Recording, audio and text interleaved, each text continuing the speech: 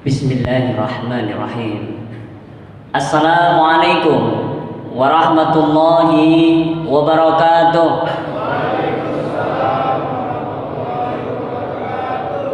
Alhamdulillah alladzi khalaqa sab'a samawatin tibaqa. Nasyhadu an la ilaha illallah wa nasyhadu anna Muhammadan abduhu wa rasuluh. Allahumma salli wa sallim wa barik ala sayyidina wa maulana Muhammadin wa ala alihi wa ashabihi ajma'in, amma ba'd. Hadirin para asatidzah, pengurus DKM, bapak-bapak, adik-adik remaja, ibu-ibu, anak-anak, malam hari ini apa kabar semuanya? Alhamdulillahirabbil alamin.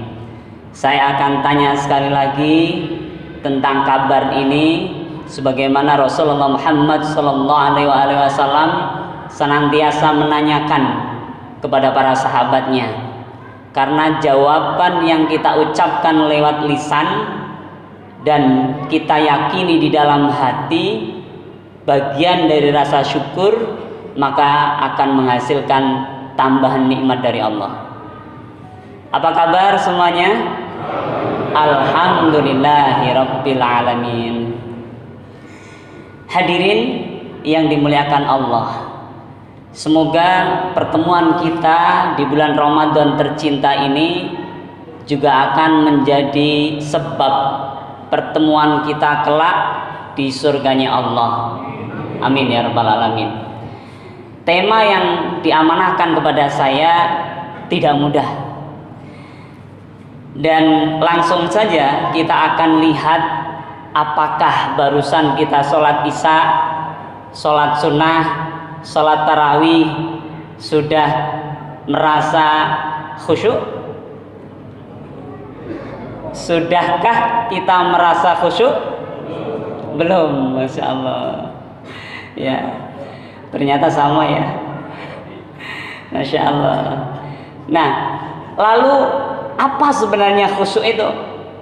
Kalau kita lihat di kamus, khusyuk itu dari khasya'a yakhsya'u khusyu'an, yang punya arti takut, tunduk, pasrah, merendahkan diri. Itu khusyuk. Sekarang saya tanya lagi nih, ketika kita sholat tadi, apakah kita sudah takut, tunduk, merendahkan diri kepada Allah? Sudah atau belum? Sudah. Sebagian sudah, sebagian belum. Insya Allah yang sudah berarti sudah ada tanda-tanda kekhusyuan. Alhamdulillahirabbil alamin. Masya Allah.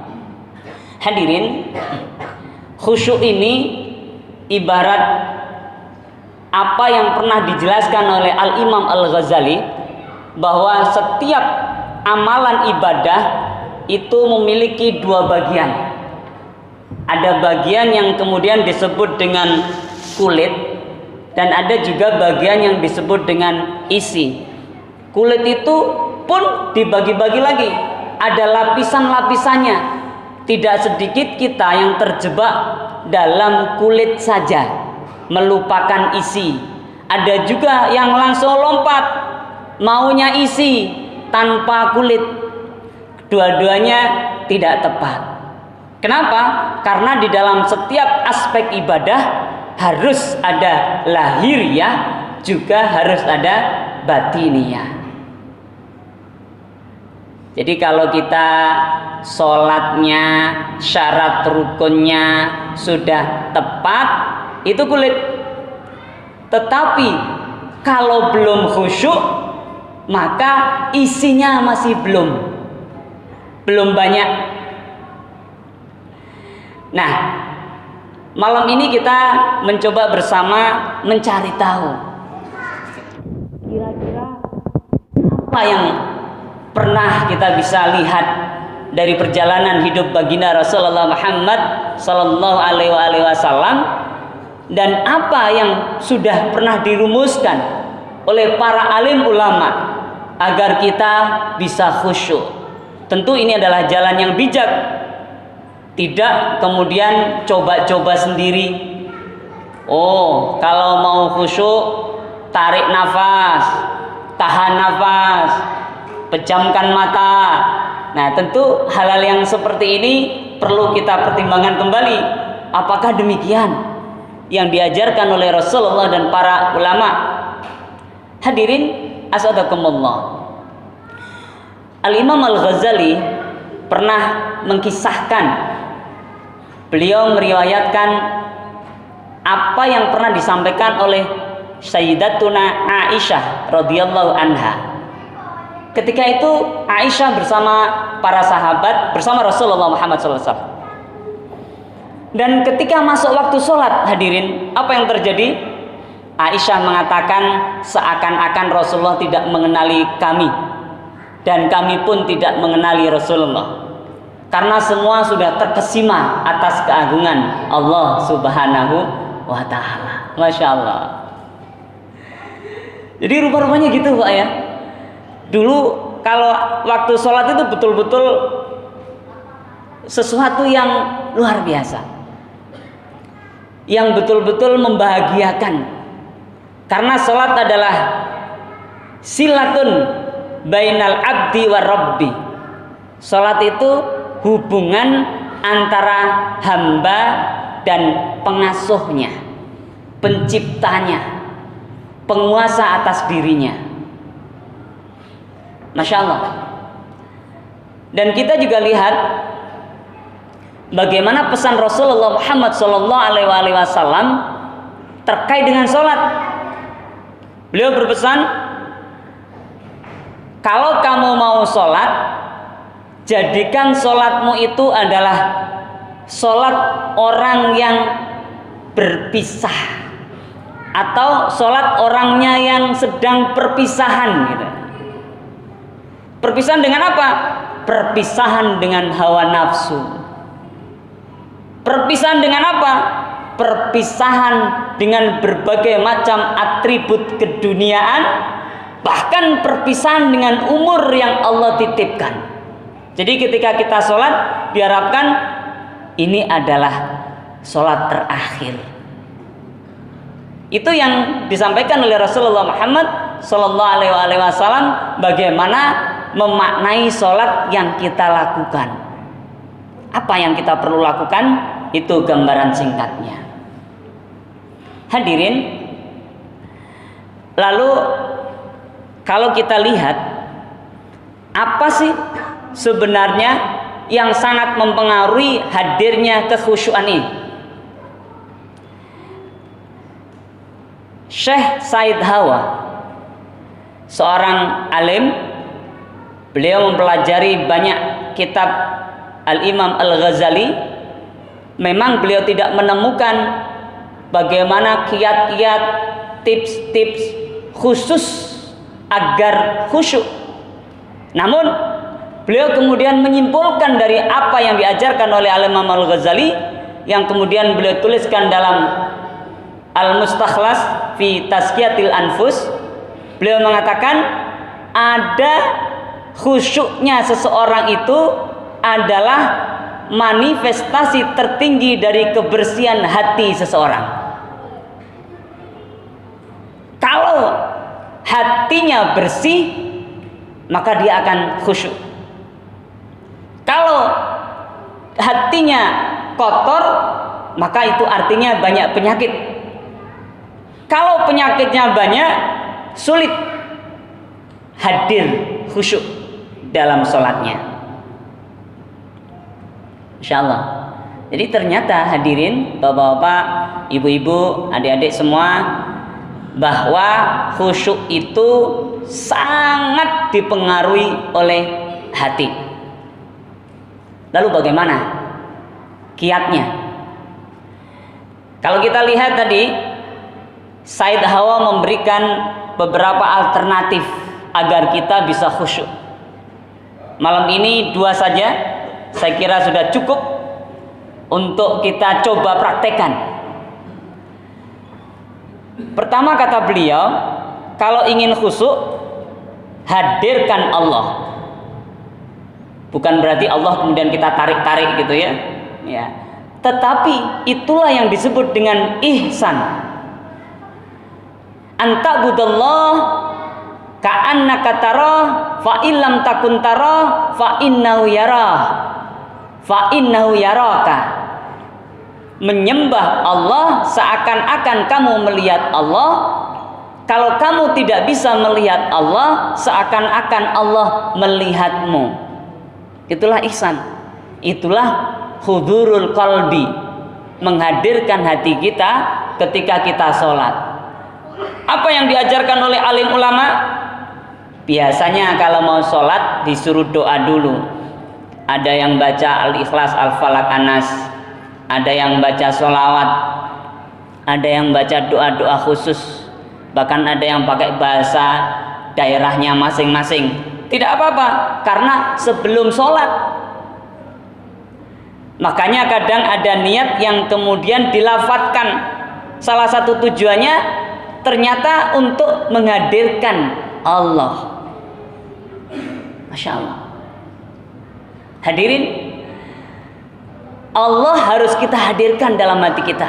Karena khusyuk ada di situ, di dalam hati itu. Kalau Allah hadir dalam hati kita, maka sudah benar, segera dimulai sholatnya. Salah satu doa yang direkomendasikan oleh para alim ulama adalah Rabbi a'udzubika min hamazatis syayatin wa a'udzubika Rabbi ayyahdurun. Masya Allah.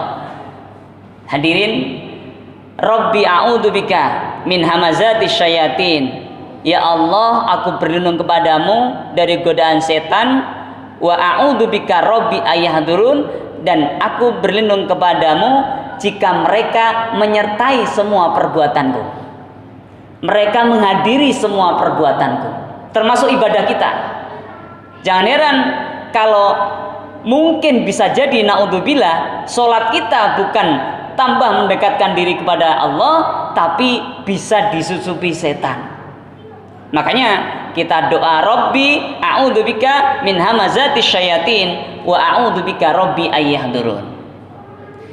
Lalu yang kedua apa hadirin? Kata Said Hawa, kita harus paham apa yang kita baca. Sederhana ya Bapak-bapak yang dirahmati Allah. Kita harus paham apa yang kita baca. Dari setiap gerakan sholat ada bacaan-bacaannya, harus paham. Kalau belum paham, belajar. Jangan pernah merasa cukup. Harus paham bacaan-bacaannya.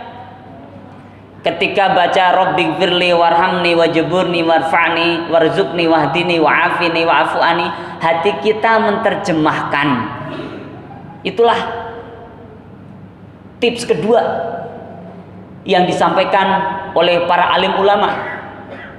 Agar kita khusyuk, hadirkan Allah dalam sholat kita, kita tadarruan, takhasuan, kita betul-betul merendahkan diri pada Allah, dan kita berusaha mencari tahu arti dari apa yang kita baca, bahkan mencari tahu arti dari bacaan imam yang kita dengar.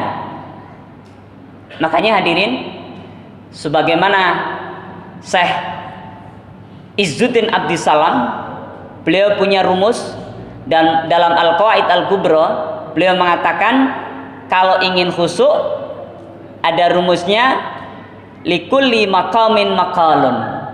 Dari setiap makom, tempat-tempat kita sholat, gerakan-gerakan sholat kita ini, maqalun, ada kata-kata, ada doa yang harus difahami artinya.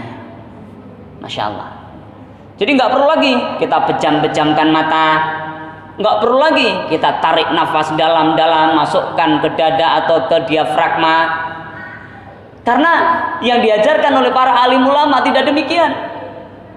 Sederhana, mudah dilakukan, dan insya Allah kita berharap setelah ini kita yang mungkin ada banyak bacaan sholat yang belum tahu, saatnya lah kita belajar. Kalau nggak ada bukunya, sekarang banyak kita bisa akses di internet. Gampang sekali. Maka nanti di akhirat pertanggungjawaban kita sepertinya akan lebih berat daripada pendahulu kita. Karena kapan saja kita bisa belajar dengan teknologi ini. Tidak seperti para pendahulu kita yang kalau mau belajar harus berjalan berkilo-kilo, ketemu perpustakaan dulu, mencari bukunya dulu, kadang tidak ketemu lagi. Masya Allah.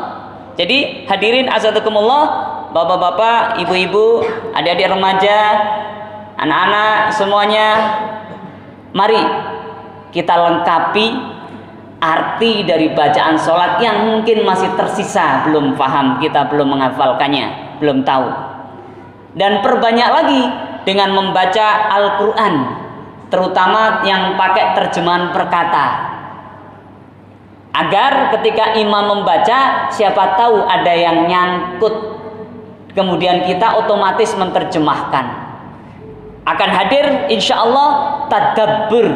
Ketika kita mengetahui artinya, maka imajinasi hati kita, pikiran kita, jiwa dan raga kita ini akan dibawa untuk menghayati kebesaran Allah, kemudian akan menghadirkan apa yang disebut dengan khusyuk.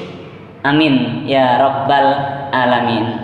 Jazakumullah billahi taufiq wal hidayah. Assalamualaikum warahmatullahi wabarakatuh.